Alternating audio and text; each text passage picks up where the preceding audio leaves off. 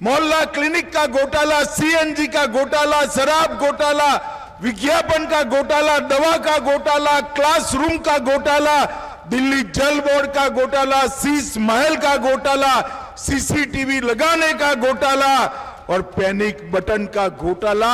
इतने घोटाले कर दिए कि दिल्ली वालों ने उनके चुनाव को ही घोटाला कर दिया और अब वो घर पे बैठे। भाइयों बहनों,